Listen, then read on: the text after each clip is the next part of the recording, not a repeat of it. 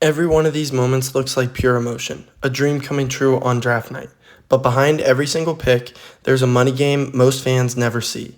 Teams walk into the MLB Draft with a fixed budget, preset dollar values on every pick, and a system designed to control what young players earn and how long teams own their prime years.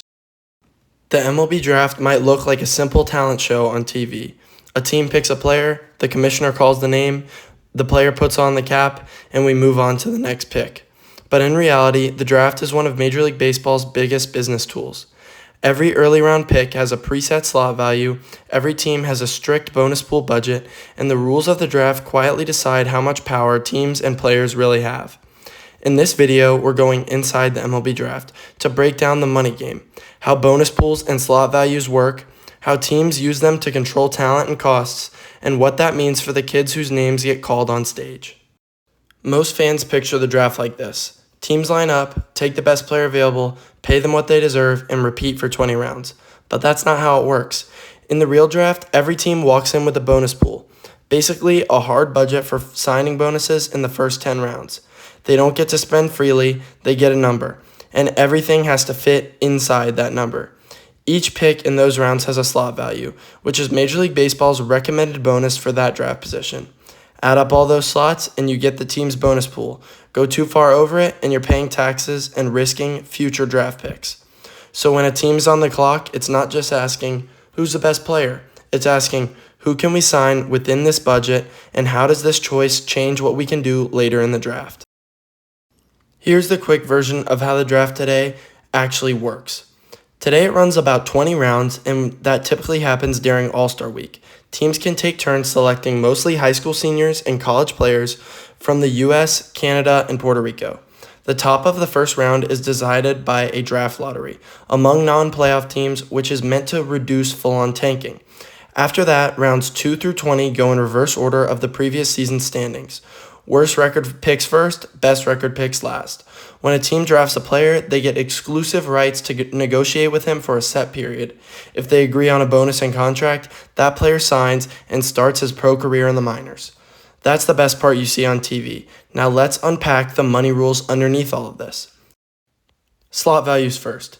It's MLB's recommended signing bonus at a specific draft spot. Not what the player demands, but what the system is saying that pick is worth. In the 2026 draft, the first overall pick has a slot value of $11.35 million. The second pick is just over $10 million, and the third is a little under 10. And each spot steps down from there. All of those slot values together make up a team's bonus pool, their official draft budget in the first 10 rounds. Teams at the very top of the draft have pools approaching $20 million, while clubs picking later may have much smaller pools. From rounds 11 through 20, teams can offer up to $150,000 to a player without counting against that pool. Anything above that eats into the budget. On paper, this keeps draft spending under control and spreads money more evenly. In practice, it turns the draft into a budget puzzle, where every pick is a move-in, a larger financial strategy. Now, here's the twist that's really changed the draft in the last few years. NIL money. Before NIL, a high school or college player comparing the draft to school was basically comparing a signing bonus to a scholarship. If you turned down a pro offer, you were delaying income and taking on more risk. Today, top college baseball programs and even some high school players are signing real NIL deals, from roughly $100,000 a year up to the mid-six figures for the very top guys. Now note that I only said the top guys. Some of the other ones are in the tens of thousands, but that's still serious money. That means a player can look at a slot value and say, if that number's not big enough, I can go or stay in college and still make meaningful money while I develop. For MLB teams, NIL changes the math. Slot value used to act like a strong anchor. Now it's more of a starting point. To pull some players away from big NIL programs and transfer portal options, teams have to go over slot or accept that certain guys are just hard signs who they might just get turned down by. The result is simple. NIL has given top amateurs real alternatives, and it's narrowed the leverage gap between teams and players and turned college baseball into a serious competitor for talent that used to go straight into minor league ball. Now let's talk about the reason teams and owners care so much about the draft. It's simple. It's how they lock in years of cheap control over players who might become stars. After a draft pick signs, he usually spends several years in the minors. Depending on his age at the time of the draft, he becomes eligible for the Rule 5 draft after 4 or 5 minor league seasons if he's not made it up to the 40-man roster. Once he reaches the majors and starts accumulating service time, a full year of service is 172 days on a major league roster during the season. Most players are under team control for around 6 years before they end up hitting free agency. From a business perspective, that's massive. A team is spending a signing bonus and development costs now to potentially get a star-level production for most of a player's prime at salaries lower than his true market value. The draft is where teams pre-buy future wins at a discount. Slot values and bonus pools make those discounts predictable and cap how much a young player can push for at the start. But here's where game theory kicks in. Because slot values are recommendations, not hard caps, teams can move money around. If they sign a player for less than the slot value, that's an underslot deal. They save money there and can use it on other picks later. If they sign a player for more than the slot value, that's an overslot deal, and that extra money has to come out of the same pool. Player leverage determines who lands where. College seniors with no eligibility left usually have less leverage and end up signing underslot because they don't have any strong alternatives.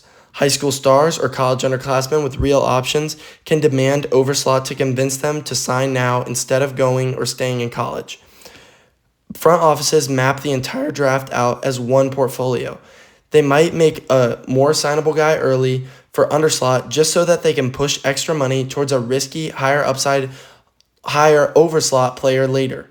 But they can't forget about the penalties. Overspending the pool by too much doesn't just trigger extra taxes, it also costs them future draft picks, which is like deleting assets from the long-term plan.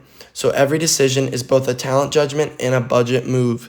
Think about a team near the top of the 2026 draft with a bonus pool around $19 or $20 million. On the board, that's broken into individual slot values, maybe 8 figures at the top, 7 figures for the next couple picks, and then smaller amounts as the rounds go on. If they know they want a high school pitcher in the second round to an overslot deal, they'll look for a player in the first round who's talented and willing to sign for a little less. That first round underslot deal frees up cash to push later. From the outside, fans might say, why did they take that guy? He wasn't the highest ranked name. Inside the draft room, the thinking is, with this combo of picks and bonuses, we get 2 players we like and stay inside the pool without losing future picks. That's the money game behind every pick. For fans, the big takeaway is that the MLB Draft is not just about ranking prospects. It's a financial system where bonus pools, slot values, and years of team control quietly shape your team's future and payroll. For players and families, it shows how much timing and leverage matter. Being draft eligible as a high schooler versus as a college junior or senior can completely change your bonus and your options. For owners and front offices, it's one of the most powerful tools they have to buy tomorrow's production at today's prices and keep their books under control.